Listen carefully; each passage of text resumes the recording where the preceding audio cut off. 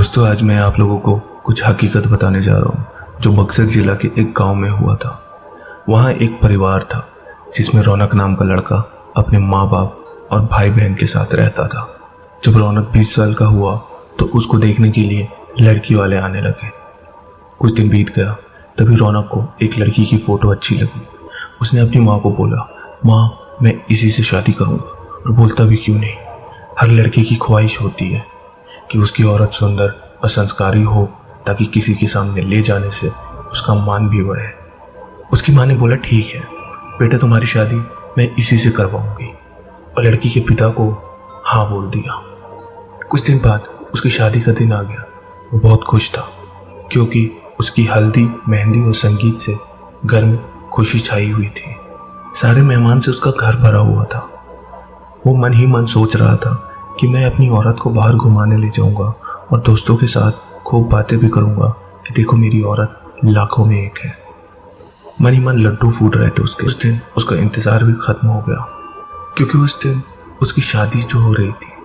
गांव वाले भी धूमधाम से बारात लेकर लड़की के घर पहुंचे और दोनों की शादी भी हो गई। जब सुबह विदाई हुई तो उस समय लड़की को डोली में अकेले ही ससुराल लाया जाता था। 4 कहार डोली को उठाते उठाते थक गए थे। वो बेचारे सोचे कि कहीं पेड़ दिखा तो डोली उसके नीचे रख देंगे तो थोड़ी देर आराम करके फिर आगे बढ़ेंगे। और आम का पेड़ तभी दिख गया। वो लोग डोली को रखकर, लगी हो तो पानी पी लो।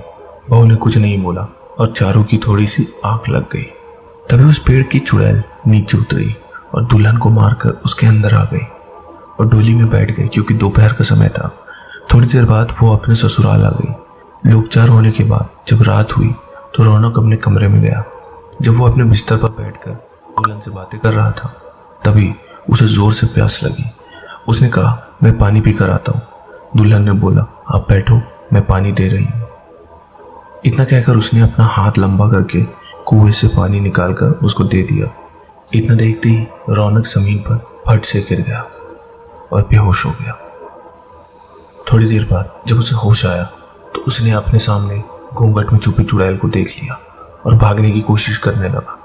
तभी उस चुड़ैल ने बोला, आप भागो मत, मैं आपको मारूंगा। अब मैं आपके साथ रहूंगी भी नहीं, नहीं तो आप जीवित नहीं रहोगे क्योंकि आपने हमारा चेहरा देख लिया। लेकिन ये गांव हमारी ही निगरानी में हमेशा रहेगा क्योंकि यहाँ मेरा ससुराल है। और मैं आपको एक बात बताती हूँ जो आप अपने गाँव वालों को बता देना कि जिस घर का चूल्हा उत्तर दिशा में होगा वो सब अपने घर का चूल्हा दक्षिण दिशा में कर लो, तो उनके घर में हमेशा बरकत बनी रहेगी। इतना कहकर वो गायब हो गई।